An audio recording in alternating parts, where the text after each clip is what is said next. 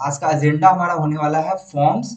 और फॉर्म्स के अंदर हम बात करेंगे फॉर्म इनपुट के बारे में कि किस तरीके से इनपुट बना के उसको हैंडल करते हैं। फिर हम बात करेंगे सबमिट बटन के बारे में। और उसके बाद हम बात करेंगे कि किस तरीके से हम इनपुट को हैंडल करते हैं। और जब हम हैंडल करेंगे तो अलग अलग स्टेट और अलग अलग फंक्शन बनाएंगे, जैसे कि user name password email confirm password, ये सारा हमने फील्ड बनाया और इसके लिए हम अलग अलग स्टेट बनाएंगे और अलग अलग फंक्शन बना के हम क्या करेंगे, हैंडल करेंगे। लेकिन उसके बाद हम बात करेंगे कि किस तरीके से सभी इनपुट फील्ड को सिर्फ और सिर्फ एक ही फंक्शन के साथ हैंडल कर सकते हैं। फिर हम बात करेंगे रेडियो बटन के बारे में। फिर हम आएंगे यूज रेफ और ये भी समझेंगे कि यूज रेफ और यूज स्टेट के बीच में क्या डिफरेंस है। बहुत बारी लोग कंफ्यूज हो जाते हैं कि यूज रेफ यूज करना चाहिए या यूज स्टेट यूज करना चाहिए। ये भी मैं आपको क्लियर करने वाला हूं। उसके बाद हम बात करेंगे कि किस तरीके से हम फॉर्म को भी हैंडल कर सकते हैं, फॉर्म इनपुट को किस तरीके से हैंडल कर सकते हैं with the help of use ref. तो बहुत ही डिटेल वीडियो होने वाला है, पेशेंस के साथ पूरा वीडियो देखना और सब कुछ समझ में आने वाला है बहुत ही डिटेल में। तो इसके लिए हम क्या करेंगे, सबसे पहले यहाँ कमांड प्रॉम्प्ट पे जाएंगे और हमें क्या करना होगा, सबसे पहले प्रोजेक्ट बनाना होगा, वी टैब बनाना होगा। तो हम वी टैब बना लेते हैं। किस तरीके से बनाते हैं, npm create wheat at the rate latest, ये लिखते हैं और उसके बाद हम क्या करते हैं, सिंपली प्रोजेक्ट का नाम दे देते हैं। प्रोजेक्ट का नाम क्या होगा, तो हमारे केस में होगा मॉड्यूल 4। तो इस तरीके से हमने प्रोजेक्ट बना लिया। अच्छा, एक और चीज मैंने बोला था कि हम जब भी ऐप बनाएंगे तो वी टैब बनाएंगे क्योंकि ये थोड़ा फास्ट होता है, इसलिए हम वी टैब को यूज कर रहे हैं। क्रिएट रिएक्ट टैब को यानी कि सीआरए को यूज नहीं कर रहे हैं। सो अभी हम इसमें रिएक्ट सिलेक्ट करने वाले हैं, तो रिएक्ट हमने सिलेक्ट किया। यूज करेंगे हम जावास्क्रिप्ट, हमने जावास्क्रिप्ट कर दिया।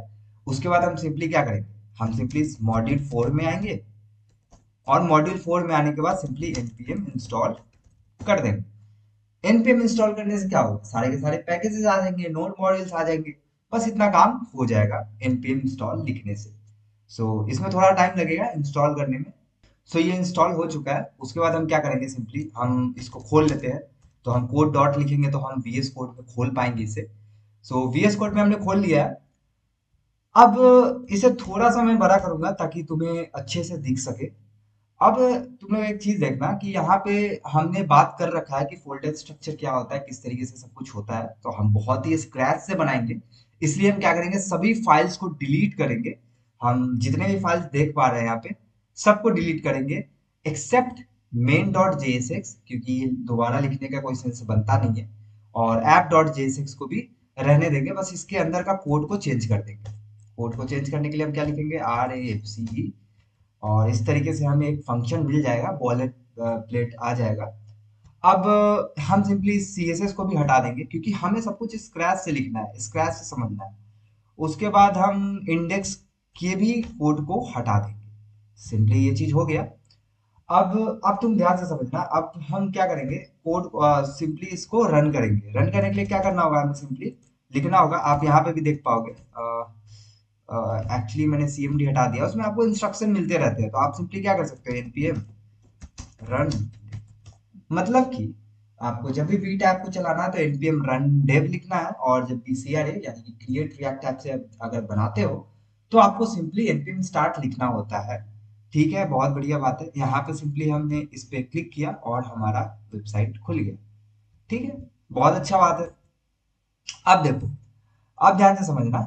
अब हमारे पास ऐप आ चुका है, अब हम बनाते हैं इनपुट फील्ड और फॉर्म्स के बारे में बात करते हैं डिटेल में। तो जब भी हम फॉर्म बनाते हैं ना तो हम एक टैग लगाते हैं, फॉर्म टैग। div नहीं लगाएंगे, हम लगाएंगे फॉर्म टैग। बहुत अच्छी बात है, हमने फॉर्म टैग लगा दिया। अब हम क्या करेंगे, ध्यान से समझना, जब हम फॉर्म बना रहे हैं तो इसके अंदर बहुत सारा इनपुट फील्ड भी हो सकता है। तो हम इनपुट फील्ड कैसे बनाते हैं, हम सिंपली लिखते हैं इनपुट और इसके अंदर जो भी फील्ड चाहिए, अगर आपको टेक्स्ट लेना है यूजर से तो टेक्स्ट डाल दो टाइप में, अगर आपको पासवर्ड लेना है तो पासवर्ड डाल दो, ईमेल लेना है तो ईमेल डालो। और इस तरीके से बहुत सारा चीज होता है, रेडियो हो गया, चेक बॉक्स हो गया। ये सब भी हम आगे पढ़ेंगे, बहुत ही डिटेल में पढ़ेंगे, सो डोंट वरी। और इस सब को आप हैंडल करना सीख जाओगे ना, तो आप जितने भी ऑथेंटिकेशन होते हैं ना, लॉग इन साइन अप वगैरह, इन सब में आप फॉर्म्स को बहुत अच्छे से हैंडल कर सकते हो। तो वीडियो को पूरा जरूर देखना। अब इनपुट फील्ड में हमने टाइप डाल दिया टेक्स्ट। अब उसके बाद क्या होगा, उसके बाद हम इस चीज के लिए, इनपुट के लिए हम क्या करेंगे, एक स्टेट बनाएंगे। क्यों स्टेट बनाएंगे भाई, क्योंकि जब हम यहाँ देखेंगे, एक मिनट, हम क्या करते हैं, सबसे पहले तो इसको प्रॉपर बना लेते हैं ना। हम लेवल बनाते हैं, लेवल के अंदर हम डालते हैं यूजर नेम, और उसके बाद इसके अंदर भी डालते हैं, लेट सपोज क्या डालते हैं, यूजर नेम हो गया ना। अब यहाँ पे थोड़ा सा ब्रेक दे देते हैं, एंड दैट्स इट, हमने ये काम कर दिया। अब इसको हम चल के देखते हैं थोड़ा सा किस तरीके से दिख रहा है। इस तरीके से दिख रहा है, और यूजर नेम लिखा हुआ नहीं दिख रहा है। क्यों नहीं दिख रहा है? बिकॉज हमने यहाँ पे कुछ डाला ही नहीं है, तो इसके अंदर हमें यूजर नेम दिखना पड़ेगा। तो ये कुछ इस तरीके से आपको दिख रहा होगा यूजर नेम। अभी के लिए हम एक ही बना रहे हैं, आगे जब हम सबमिट बटन को बात कर लेंगे, और उसके बाद जब हम बहुत सारे इनपुट बनाएंगे तो उसको भी चेक करेंगे कि किस तरीके से हैंडल करते हैं। बट अभी के लिए एक इनपुट के साथ आप समझ लो, बाकी इनपुट के साथ भी सेम ही प्रोसेस होने वाला है। सो हमने यूजर नेम का इनपुट बना लिया, और इसके अंदर हमने लेबल लगा दिया। अब यहाँ फॉर का मतलब क्या होता है? फॉर का मतलब, आप अगर फॉर में यूजर नेम डालते हो तो आपको यहाँ आईडी भी यूजर नेम देना होगा। क्यों देना होगा, मैं समझाता हूँ आपको। मैंने बहुत बार बताया कि जब भी आप यहाँ यूजर नेम पे क्लिक करते हो, तो अगर आपने आईडी और फॉर नहीं दिया है तो आप यूजर नेम पे क्लिक करके इनपुट बॉक्स पे फोकस नहीं डाल सकते हो। बट अभी अगर आप इस पे फोकस डालते हो तो डाल पाओगे, और एट द सेम टाइम अगर आप यूजर नेम पे भी क्लिक करते हो तो आप इनपुट पे फोकस डाल पाओगे। तो बस इसके लिए ये काम होता है, बहुत ही बेसिक सा चीज था जो कि मैंने आपको बता दिया। अब यहाँ पे फॉर्म तो बना लिया, अब इसको क्या करेंगे? क्या हम इसे हैंडल नहीं करेंगे? क्या हम इसे यूज स्टेट में नहीं डालेंगे? क्योंकि देखो, जो भी डेटा है हमारे पास स्टेट में होना चाहिए। तो हम इसके लिए क्या स्टेट बना सकते हैं? तो हाँ, बिल्कुल बना सकते हैं। तो यूज स्टेट का इस्तेमाल करेंगे, और उसके साथ इसके अंदर डाल देते हैं सिंपली एम्प्टी स्ट्रिंग, क्योंकि स्टार्टिंग में यूजर नेम तो ब्लैंक ही रहेगा ना। तो हमने ब्लैंक डाल दिया, ठीक है। उसके बाद हम क्या करेंगे? हमें पता है कि यूज स्टेट क्या कर देता है, हमें सिंपली इनिशियल वैल्यू देता है। तो हम यूजर नेम लिख देते हैं, और उसको सेट करने के लिए, उसको चेंज करने के लिए एक फंक्शन देता है। इस तरीके से हमने user name, set user name ले लिया। अब हम क्या कर सकते हैं? क्या हमारा जो वैल्यू होगा, ध्यान से समझना, ये जो इनपुट है ना, ये जो इनपुट फील्ड आपको दिख रहा है ना, इसका वैल्यू क्या होगा? इसका वैल्यू क्या होगा? इसका वैल्यू तो यही होगा ना। तो इनपुट फील्ड के पास दो चीजें होंगी, एक तो वैल्यू एट्रीब्यूट होगा, इसमें क्या डालेंगे अभी हम समझते हैं, और साथ में हमारे पास ऑन चेंज फंक्शन होगा, इसके अंदर भी क्या डालते हैं वो हम अभी समझते हैं। तो दो चीजें समझ में आई, इनपुट फील्ड के पास दो चीजें होंगी, वैल्यू होगा और ऑन चेंज नाम का एक फंक्शन होगा। दोनों क्या करते हैं अभी समझते हैं। देखो, यहाँ पे हमने स्टेट बनाया यूजर नेम और सेट यूजर नेम। तो यूजर नेम के अंदर बाय डिफॉल्ट इनिशियल वैल्यू मैंने स्ट्रिंग डाला, एम्प्टी स्ट्रिंग। तो जाहिर सी बात है कोई वैल्यू नहीं होगा, एम्प्टी स्ट्रिंग तुम्हें दिखने वाला है। अभी तो नहीं दिखेगा बिकॉज एरर आएगा, क्यों? क्योंकि हमने इसको नहीं फिल किया।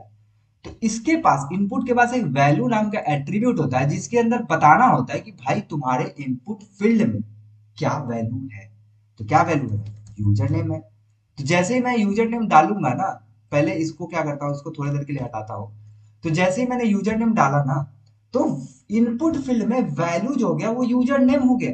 और यूजर नेम तो भाई कंट्रोल्ड है, ठीक है। यहाँ पे मैं कंट्रोल कर रहा हूँ कि भाई देखो, अभी तो एम्प्टी स्ट्रिंग है, तो यहाँ पे तुम कुछ भी लिखो, नहीं लिखाने वाला, कुछ भी लिख दो, नहीं लिखाएगा। क्यों नहीं लिखाएगा? क्योंकि मैंने बोला है कि देखो भाई, स्टेट में तो तुम्हारा एम्प्टी स्ट्रिंग है, और तुमने वैल्यू के अंदर वही यूजर नेम को डाला है। तो तुम यहाँ से कंट्रोल कर रहे हो। तुम अगर यहाँ पे कल को जाके तुम अगर आकाश लिखते हो, तो उसके अंदर आकाश लिखा हुआ आएगा इनपुट फील्ड के अंदर। अगर मैं इसको चेंज करूं या फिर हटाऊं तो कुछ नहीं होगा। क्यों? क्योंकि मैं यहाँ से कंट्रोल कर रहा हूँ। बहुत अच्छी बात है। तो क्या हम इसको चेंज नहीं कर सकते हैं कि ये नहीं कर सकते हैं कि पहले तो चलो एम्प्टी स्ट्रिंग है, एम्प्टी स्ट्रिंग है, कोई बात नहीं, लेकिन बाद में ये जब चेंज हो, तब उसकी वैल्यू चेंज होता रहे, जो भी मैं लिखूं वो हो जाए। कैसे होगा? तो यहाँ पे उसी के लिए आता है हमारे पास एक फंक्शन, जो कि मैंने आपको बताया, on change. On change function में हम सिंपली एक फंक्शन का नाम देते हैं हैंडल चेंज, और इसको बनाते हैं, और उसके अंदर क्या करते हैं, लॉजिक क्या लिखेंगे वो अभी हम देखते हैं। फिलहाल के लिए ऑन चेंज नाम का फंक्शन बना लेते हैं यहाँ पे, और यहाँ पे कॉन्स्ट हैंडल चेंज नाम का एक फंक्शन बनाया, एरो फंक्शन बनाया हमने। और उसके बाद क्या करेंगे, देखो ध्यान से समझना। जब भी आप इस तरीके से ऑन चेंज कॉल करते हो ना फंक्शन को, तो हमें यहाँ पे एक बाय डिफॉल्ट इवेंट मिलता है। ठीक है, अगर मैं आपको प्रिंट करके दिखाऊं ना इवेंट को, तो आपको दिखेगा क्या, आपको यहाँ पे दिखेगा, ध्यान से समझना। मैंने ई को प्रिंट कराया।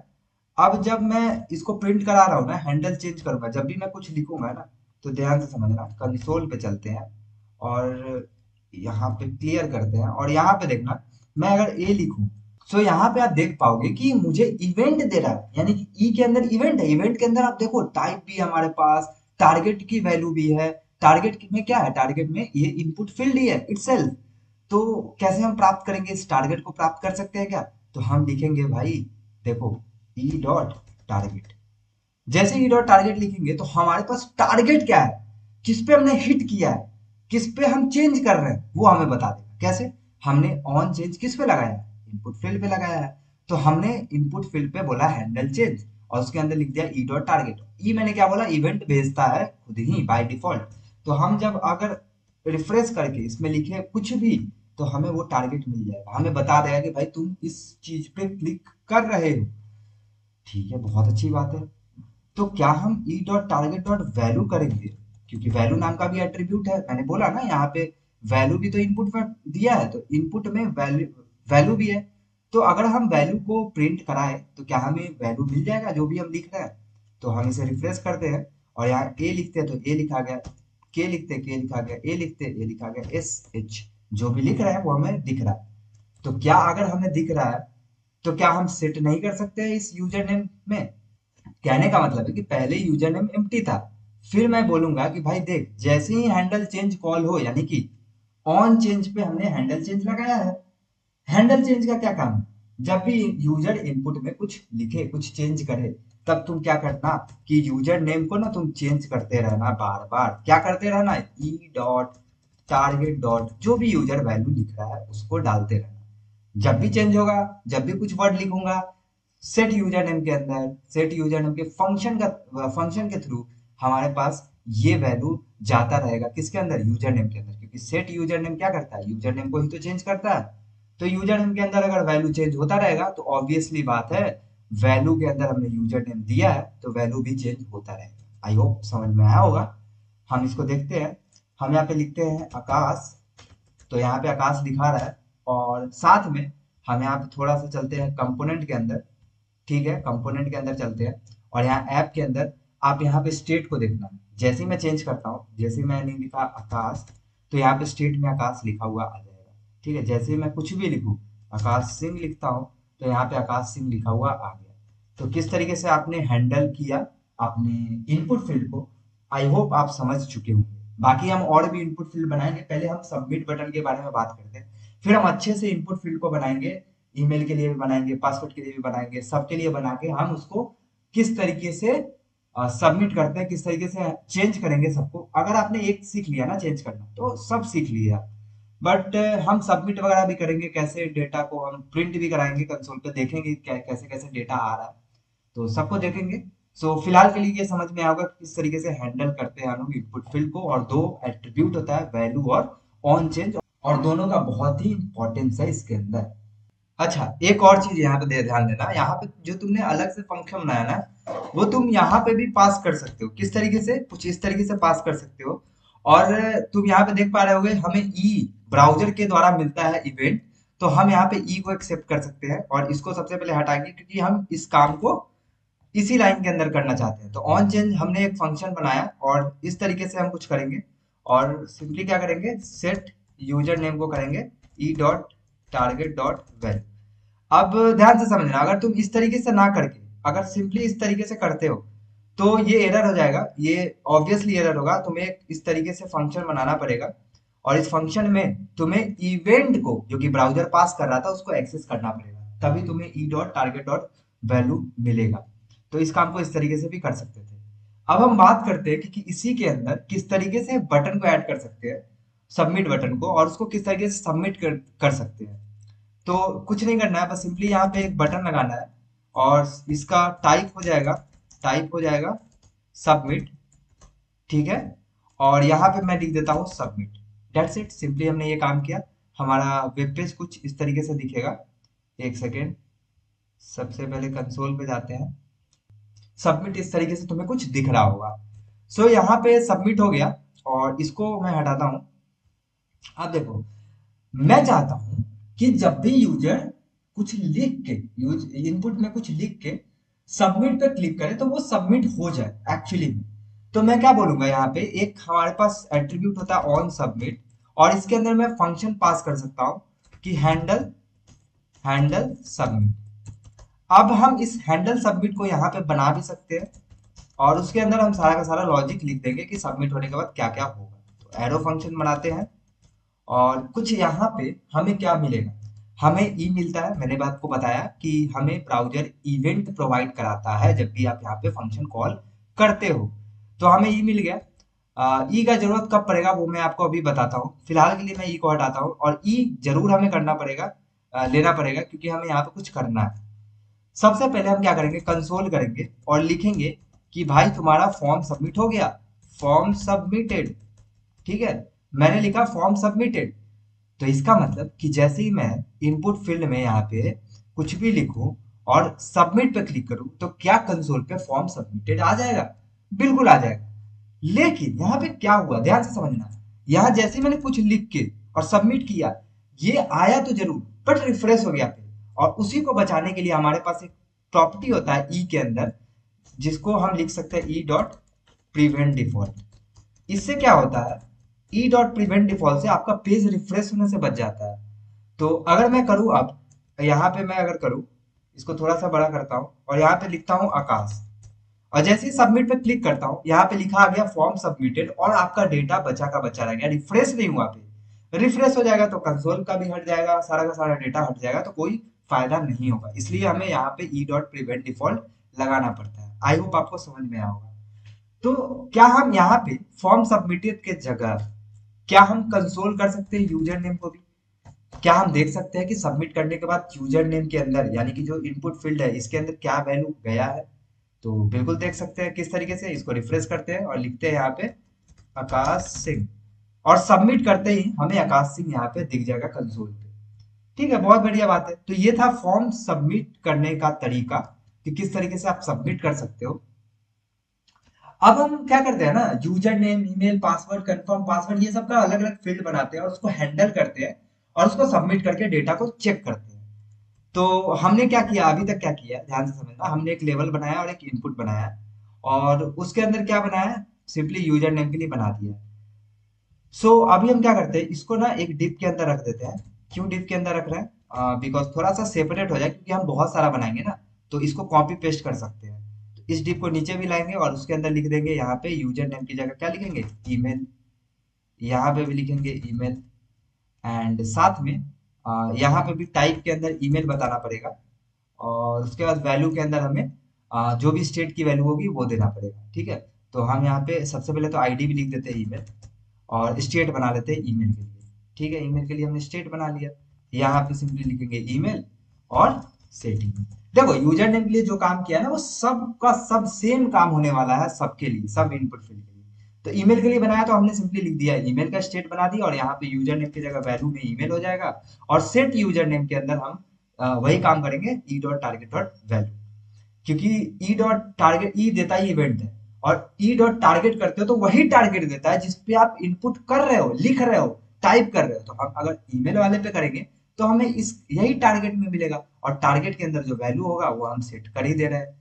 सो इस तरीके से हम ये काम कर सकते हैं। एक और फील्ड बनाते हैं हम पासवर्ड का, और कंफर्म पासवर्ड रहने देते हैं, ज्यादा लेंदी नहीं करते हैं, क्योंकि कोई फायदा नहीं है। आपको तो मेन समझना है ना चीजों को, कैसे हैंडल करते हैं। तो पासवर्ड हमने लिखा, और यहाँ पे पासवर्ड लिखा, और दैट्स इट। और यहाँ आईडी के अंदर भी पासवर्ड लिख दिया। अब पासवर्ड के लिए ऑब्वियसली हमें बनाना पड़ेगा क्या, पासवर्ड फील्ड। पासवर्ड फील्ड बनाना पड़ेगा, और यहाँ पे लिखना पड़ेगा set set password, that's it. अच्छा, एक और चीज, यहाँ पे सेट यूजर नेम की जगह सेट ईमेल होगा। ऑब्वियसली हम यूजर नेम को सेट नहीं करेंगे, ईमेल को सेट करेंगे। और यहाँ पे सेट पासवर्ड होगा, ना कि सेट यूजर नेम होगा। तो ये सब चीज आप चेंज कर लोगे, क्योंकि जैसा यूजर नेम में आपने एट्रीब्यूट डाला है, वैल्यू और अनचेंज आपको याद रखना है। और सेट, आपको पता है यूज स्टेट अगर आपने पढ़ा है, तो सेट ईमेल सेट पासवर्ड, ये जो है फंक्शन आपको दे रहा है, जिसके थ्रू आप ईमेल को, पासवर्ड को चेंज कर पा रहे होंगे। That's it. अब चल के देखते हैं, यहाँ पे कुछ इस तरीके से आ गया है। और जैसे हम टाइप करते हैं ना, यहाँ पे हम टाइप कर पा रहे हैं। अगर हम स्टेट में चले यहाँ पे कंपोनेंट्स के अंदर, और कंपोनेंट्स के अंदर ऐप के अंदर अगर हम स्टेट चेक करें तो यहाँ पे आप देख पा रहे होंगे सब कुछ चेंज हो रहा है। ईमेल के अंदर हम लिखे आकाश सिंह, कुछ इस तरीके से लिखे तो सारा का सारा ईमेल भी आ रहा है gmail.com। तो ये जीमेल यहाँ पे भी आपको दिख रहा होगा। उसके बाद अगर हम पासवर्ड लिखे कुछ भी, तो पासवर्ड भी आपको यहाँ पे दिख रहा होगा। जो भी हम लिख रहे हैं वो आपको दिख रहा है। ठीक है, यानी कि स्टेट में सेव हो रहा है। तो क्या हम इस स्टेट को, सबके स्टेट को सबमिट करने पे दिखा सकते हैं कंसोल पे? अभी दिखाते हैं कंसोल पे। बाकी हमें स्टेट के जो वैल्यू है, जो भी डेटा है इनपुट फील्ड का, वो तो हमें जरूरत पड़ेगा जहां वहां हम सेंड करेंगे, डोंट वरी। बट अभी के लिए तो हम प्रिंट करा के ही देख पाएंगे। तो हम प्रिंट करा के देखते हैं सबमिट पे। तो हम सिंपली क्या करेंगे, लिखेंगे कि जैसे ही भाई सबमिट बटन कॉल हो, हैंडल सबमिट फंक्शन कॉल हो, तो तुम क्या करना, यूजर नेम को प्रिंट कर देना, ईमेल को प्रिंट कर देना, एंड साथ में पासवर्ड को प्रिंट करके दिखा देना मुझे कि क्या क्या वैल्यू गया है। तो चलते हैं, जैसे ही सबमिट करते हैं, और यहाँ पे कंसोल में खोल लेता हूँ। एक सेकेंड, कंसोल खोलता हूँ। और जैसे ही मैं सबमिट करूंगा ना, ध्यान से समझना, यहाँ पे आपको पूरा का पूरा डेटा मिल जाएगा। अच्छा, यहाँ पे पासवर्ड के अंदर @ दिखा रहा है, क्योंकि मैंने शायद यहाँ ईमेल ही लिख दिया होगा। यहाँ पे मुझे चेंज करना पड़ेगा। यहाँ ईमेल है, यहाँ टाइप के अंदर मुझे ऑब्वियसली पासवर्ड डालना पड़ेगा। एक सेकेंड, क्योंकि अगर आप ईमेल डालते हो ना, ईमेल टाइप डालने का मतलब ये है कि आप ईमेल के फॉर्म में ही डालोगे। अगर मैं, ध्यान से समझना, मैंने जो भी ईमेल दिया था ना, अगर मैं @ लगा के ना कुछ करूं, तो सबमिट करने पे मुझे एरर दिखाएगा। तो मुझे यहाँ पे @gmail.com लगाना पड़ेगा। और सबमिट करते ही मुझे सारा का सारा डेटा मिल जा रहा है, आकाश में मिल जा रहा है, ईमेल भी मिल जा रहा है, पासवर्ड भी मिल जा रहा है। इसका हम इस्तेमाल जहां करना होगा वहां हम कर लेंगे। फिलहाल के लिए हमें ये समझना था कि फॉर्म के इनपुट को किस तरीके से हैंडल करते हैं स्टेट के साथ, किस तरीके से ऑन चेंज फंक्शन के साथ उसके वैल्यू को चेंज करते हैं। जो भी यूजर टाइप करेगा वो स्टेट के अंदर सेव होता रहेगा। और साथ में सबमिट कैसे कर सकते हैं, सबमिट बटन का इस्तेमाल भी हमने सीख लिया। बहुत अच्छी बात है, इतना हमने सीख लिया। तो क्या हम यहाँ पे अलग अलग फंक्शन बनाते रहेंगे? क्या हम ऑन चेंज में ये फंक्शन कॉल करेंगे, फिर ये फंक्शन कॉल करेंगे? अभी तो फिलहाल के लिए हमने इसके अंदर बना लिया, डायरेक्टली कॉल कर लिया, तो ठीक है। बट क्या हम अलग अलग फंक्शन बनाएंगे इसके लिए? नहीं। तो हम एक और काम कर सकते हैं, हम एक ही फंक्शन के साथ पूरे के पूरे इसके वैल्यू को चेंज कर सकते हैं। कैसे कर सकते हैं, ध्यान से समझना। मैं यहाँ पे इसको हटाता हूँ यहाँ से, और लिखता हूँ हैंडल चेंज। ठीक है, हैंडल चेंज किया। और इस हैंडल चेंज के अंदर एक सेकेंड, इस हैंडल चेंज के अंदर जो भी फंक्शन होगा हम लिखेंगे। फिलहाल के लिए हम हर जगह इसको लिख देते हैं। क्यों हर जगह लिख देते हैं भाई? क्योंकि हम एक ही फंक्शन के साथ सबको चेंज करने वाले हैं। किस तरीके से चेंज करेंगे देखना, हमें ये बार बार काम नहीं करना पड़ेगा। हमने ये काम कर दिया ना। अब हम क्या करेंगे, यहाँ पे हैंडल सबमिट के ऊपर हम एक काम करते हैं, हैंडल चेंज नाम का एक फंक्शन बनाते हैं, एरो फंक्शन होगा ऑब्वियसली। और अब हम देखते हैं कि किस तरीके से काम करेंगे, ध्यान से समझना। यहाँ पे जो हमने अलग अलग स्टेट बनाया है, तो ऑब्वियसली हमने एक फंक्शन के साथ करना है, तो हम स्टेट भी अलग अलग नहीं बनाएंगे। हम कैसे स्टेट बनाएंगे, ध्यान से समझना। हम यहाँ पे लिखेंगे फॉर्म डेटा। जो भी फॉर्म का डेटा है, चाहे वो यूजर नेम हो, चाहे वो ईमेल हो, चाहे वो पासवर्ड हो, कुछ भी ले लो भाई, तुम्हारे फॉर्म डेटा में सब ऑर्गेनाइज रहेगा। मैं लिखता हूँ सेट फॉर्म डेटा। अभी नहीं समझ में आ रहा, डोंट वरी, अभी समझ में आएगा। देखो मैं क्या करूंगा, मैं बोलूंगा कि देखो भाई, ये जो तुमने फॉर्म डेटा लिखा है ना, इस फॉर्म डेटा के अंदर इनिशियल वैल्यू क्या रहेगा? तो इसके अंदर बहुत सारा ऑब्जेक्ट का वैल्यू होगा। कैसे? ऑब्जेक्ट के अंदर हम क्या लिख सकते हैं, यूजर नेम लिख सकते हैं क्या? यूजर नेम को वैल्यू जो है हमने एम्प्टी स्ट्रिंग डाल दिया। क्या हम ईमेल लिख सकते हैं? बिल्कुल लिख सकते हैं, ईमेल भी लिख दिया। क्या हम पासवर्ड का फील्ड डाल सकते हैं? बिल्कुल डाल सकते हैं भाई। तो हमने क्या किया, हमने यूज स्टेट का इस्तेमाल किया और उसने बता दिया कि इनिशियल वैल्यू जो होगा वो एक ऑब्जेक्ट होगा जिसके अंदर की वैल्यू पेयर होगा यूजर नेम ईमेल पासवर्ड। तो हम की वैल्यू के जरिए हम यूजर नेम ईमेल पासवर्ड को एक्सेस भी कर सकते हैं। और फॉर्म डेटा के अंदर क्या होगा, फॉर्म डेटा के अंदर आपको पता है जो भी हम इनिशियल वैल्यू डालते हैं, यहाँ पे हमारा इनिशियल वैल्यू क्या है, एक ऑब्जेक्ट है। तो एक ऑब्जेक्ट पूरा का पूरा फॉर्म डेटा में हमारे पास पड़ा हुआ है। अब हम क्या करेंगे, अब हम यहाँ पे सबसे पहले इसको हटाते हैं अभी के लिए, और हैंडल चेंज को इस्तेमाल करते हैं। देखो सबसे पहले मैं क्या करता हूँ, कंसोल डॉट लॉग करता हूँ यहाँ पे E dot target dot ID. ठीक है, E dot target dot I D, और यहाँ पे आई डी हमें ले लेना है, सॉरी ई ले लेना है, इवेंट ले लेना है ना ऑब्वियसली। तो ध्यान से समझना मैं क्या करना चाहता हूँ। मेरे पास इसके अंदर ऑब्जेक्ट के अंदर बहुत सारा पेयर है जिसका नाम यूजर नेम है, ईमेल है और पासवर्ड है। अगर तुम ध्यान से देखो ना तो यहाँ पे तुम्हें एक आईडी मिलेगा जिसका यूजर नेम है, इसका आईडी ईमेल है और इसका आईडी पासवर्ड है। तो आईडी जो है तुम ध्यान से समझ पा रहे हो कि आईडी जो है वो यूनिक है। आईडी क्या है? यूनिक है। बहुत अच्छी बात है। इसका मतलब क्या हम आईडी के जरिए पता कर पाएंगे कि किस इनपुट फील्ड पे हम लिख रहे हैं, किस इनपुट फील्ड पे लिख रहे हैं, क्या हम वो आईडी के जरिए पता कर पाएंगे? बिल्कुल कर पाएंगे। तो हमने लिखा E dot target dot I D और चेक करके देखते हैं कि क्या हम जिस फील्ड पे क्लिक कर रहे हैं क्या वही फील्ड हमें दिख रहा है। बट उससे पहले हम यहाँ वैल्यू में यूजर नेम ना डाल के हम क्या डालेंगे, हम form data dot user name डालेंगे। क्यों भाई? क्यों भाई? क्योंकि ये पूरा का पूरा ऑब्जेक्ट जो है वो फॉर्म डेटा के अंदर गया होगा, और फॉर्म डेटा एक ऑब्जेक्ट है। ऑब्जेक्ट के किसी भी की को, किसी भी की वैल्यू को चेक करने के लिए आप क्या करते हो, डॉट के साथ उसको एक्सेस कर पाओगे। तो form data dot user name form data dot email form data dot password. तो फॉर्म डेटा डॉट क्या हो, डॉट यूजर नेम, यहाँ वैल्यू के अंदर होगा form data dot email and यहाँ पे होगा form data dot password. I hope आपको इतना समझ में आएगा कि वैल्यू के अंदर हम क्या क्या किया है। सिंपली इस ऑब्जेक्ट के जरिए हमने बता दिया कि सबका इनिशियल वैल्यू क्या होगा, एक ही स्टेट बनाया और उसके जरिए बता दिया वैल्यू के अंदर ऑब्जेक्ट जाएगा, और उसके वैल्यू के अंदर हमने फॉर्म डेटा डॉट प्रॉपर्टी लगा के हमने सारा का सारा वैल्यू लिख दिया। ऑन चेंज के अंदर हमने ये भी बात किया कि आईडी हमेशा यूनिक होगा, तो आईडी के जरिए हम ये पता कर पाएंगे किस इनपुट फील्ड पे हम हिट कर रहे हैं। चल के देखते हैं थोड़ा सा और हम हिट करते हैं। जैसे हमने इस पे हिट किया तो हमारा बता रहा है यूजर नेम, जैसे हमने इस पे हिट किया तो हमारा बता रहा है ईमेल, और जैसे हमने इस पे हिट किया हमारा बता रहा है पासवर्ड। यहाँ तीन दो इसलिए लिख रहा है क्योंकि मैंने दो तीन लेटर लिख दिए थे, इसलिए आपको यहाँ दिखा रहा है, डोंट वरी। तो इस तरीके से आपको पासवर्ड दिखा रहा है, यानी कि मैं पता कर पा रहा हूं कि किस यूजर नेम पे, सॉरी किस इनपुट फील्ड पे मैं हिट कर रहा हूं, किस इनपुट फील्ड पे मैं चेंज कर रहा हूं। अगर ये चीज मुझे पता हो गया तो क्या मैं यहाँ पे एक फंक्शन नहीं चला सकता हूँ कि भाई देखो सेट फॉर्म डेटा, यानी कि फॉर्म डेटा को सेट करो। सबसे पहले प्रीवियस स्टेट आएगा। अच्छा, ये जो तरीका है ना ये मैंने आपको पिछली वीडियो में बताया था स्टेट के अंदर। तो सबसे पहले प्रीवियस स्टेट में क्या आएगा, ये पूरा का पूरा ऑब्जेक्ट आएगा, क्योंकि आपको पता है कि जब भी पहली बार हम चलाते हैं इस तरीके से प्रीवियस स्टेट जब भी आता है आर्गुमेंट के अंदर, तो हमारा क्या आता है, पूरा का पूरा ये इनिशियल वैल्यू ही तो उठ के आता है। अब इनिशियल वैल्यू के अंदर आपको क्या करना है, बताना है कि देखो भाई प्रीवियस स्टेट के अंदर ऑब्जेक्ट आया है, मैं मानता हूं, तो तुम भी फॉर्म डेटा को ऑब्जेक्ट ही रहने दो, मतलब जो है dot dot dot previous state उसे रहने दो, कोई दिक्कत नहीं है मुझे। लेकिन साथ में तुम ना कंप्यूटेड प्रॉपर्टी का यूज करो। कंप्यूटेड प्रॉपर्टी कैसे करते हैं, जब हम इस एरे के अंदर जब हम जो भी कुछ लिखते हैं ना, E dot target dot I D लिखेंगे अगर, तो हमारा ई डॉट टारगेट के जगह टारगेट डॉट आई डी की जगह अगर यूजर नेम होगा तो इसके अंदर यूजर नेम आ जाएगा, अगर ईमेल होगा तो ईमेल आ जाएगा और पासवर्ड होगा तो पासवर्ड आ जाएगा।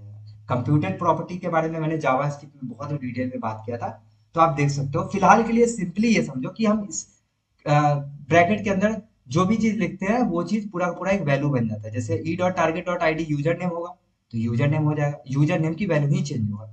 तो किस तरीके से चेंज कर सकते हैं, हम यहाँ फॉलोन लगा के बता सकते हैं कि भाई देखो E dot target dot I D की वैल्यू कुछ भी रहे, अगर यूजर नेम रहे, ईमेल रहे, पासवर्ड रहे, कुछ भी रहे, वॉट एवर, तो यहाँ E dot target dot value कर देना उसको। अच्छा, यहाँ पे यहाँ तुम्हें एक एरर दिखा रहा है क्योंकि हमें इसे रैप करना पड़ेगा एक ब्रैकेट के अंदर। क्यों? क्योंकि मैंने रिटर्न स्टेटमेंट नहीं लगाया, अगर रिटर्न लगाते तो कर्ली ब्रेसेस वगैरह हो जाता। और फिलहाल के लिए कर्ली ब्रेसेस उसके लिए नहीं है, ये कर्ली ब्रेसेस ऑब्जेक्ट रिटर्न कर रहा है, इसके लिए ऑब्जेक्ट को ही रिटर्न कर रहा है ना, क्योंकि ऑब्जेक्ट ही हमारे पास। तो ऑब्जेक्ट के अंदर इस तरीके से प्रीवियस स्टेट को क्या करेंगे, डीस्ट्रक्चर करके डाल देंगे, बता देंगे कि भाई तुम डाल दो यूजर नेम ईमेल पासवर्ड सब डाल दो, आई डोंट केयर। लेकिन साथ में तुम बस उस प्रॉपर्टी को चेंज कर दो भाई जिसकी वैल्यू यूजर चेंज करना चाहता है, यानी कि E dot target dot I D कुछ भी हो, यूजर नेम हो, ईमेल हो, पासवर्ड हो, जिसकी भी वैल्यू चेंज करना चाहता है यूजर, उसकी वैल्यू बस जाके कर दो E dot target dot value, यानी कि जो भी यूजर वैल्यू लिख रहा है। बस इतना ही था। अगर हम इसे चेक करें तो क्या हमें कंसोल पे दिखेगा, क्या हमें कंसोल पे दिखेगा, चल के चेक करते हैं ना। हम यहाँ पे फॉर्म डेटा को प्रिंट करा कर देख लेते हैं। ठीक है, अब यहाँ रिफ्रेश करते हैं, यहाँ लिखते हैं आकाश, बहुत अच्छी बात, आकाश सिंह @gmail.com, एंड यहाँ पे जीमेल की स्पेलिंग गलत हो गई तो gmail.com, एंड यहाँ पे मैं लिखता हूँ आकाश। सो यहाँ पे जैसे ही मैं सबमिट करता हूँ तो हमारे पास पूरा का पूरा फॉर्म डेटा आ गया, यूजर नेम आ गया, ईमेल आ गया, पासवर्ड आ गया। अब इसके साथ जो करना है करो यार, तुम्हारे पास डेटा मिल चुका है। और इस तरीके से तुमने एक ही स्टेट के साथ और एक ही फंक्शन के साथ तुमने सारे के सारे इनपुट फील्ड को हैंडल कर लिया। एक बार रिकैप दे देता हूँ ताकि आपको समझ में आ जाए। हमने क्या किया, एक ही स्टेट बनाया फॉर्म डेटा के लिए, जो भी वैल्यू है, user name, email, password, whatever, जो भी वैल्यू है हमने क्या किया है, उसके अंदर ऑब्जेक्ट के अंदर सबके वैल्यू को की वैल्यू के फॉर्म में डाल दिया है। अगर हमें इसे एक्सेस करना है तो फॉर्म डेटा डॉट के साथ एक्सेस करना पड़ेगा, इसलिए हमने वैल्यू के अंदर यहाँ पे form data dot user name और फॉर्म डेटा डॉट ईमेल इस तरीके से डाला है। हैंडल चेंज नाम का एक ही फंक्शन बनाया हमने जो कि ऑन चेंज पे कॉल होगा। और हैंडल चेंज के अंदर हमने क्या किया है, बोला है कि सेट फॉर्म डेटा, यानी कि इस फॉर्म डेटा को तुम चेंज करो और जो भी प्रीवियस स्टेट आए, जो भी प्रीवियस स्टेट आए, प्रीवियस स्टेट में क्या आएगा, सबसे पहले जो भी वैल्यू होगा इनिशियल में, एक ऑब्जेक्ट है तो ऑब्जेक्ट आएगा। ये ऑब्जेक्ट आया तो मैं बोल रहा हूँ कि ऑब्जेक्ट जो आया ना भाई, उसको तुम क्या करो, पूरा का पूरा डी स्ट्रक्चर करके भेज दो, रिटर्न कर दो। पर साथ में बस एक मेहरबानी करो, बस एक मेहरबानी करो कि भाई बस E dot target dot I D, यानी कि जो भी होगा E dot target dot I D, या तो यूजर नेम होगा, ईमेल होगा, पासवर्ड होगा, कुछ भी होगा, बस उसकी वैल्यू को तुम ना E dot target dot value से रिप्लेस कर देना। दैट्स इट, दैट्स इट, बस यही था। एक ही फंक्शन के साथ, एक ही स्टेट के साथ हमने सभी इनपुट फील्ड को हैंडल कर लिया है। आई होप आपको यहाँ तक समझ में आया होगा।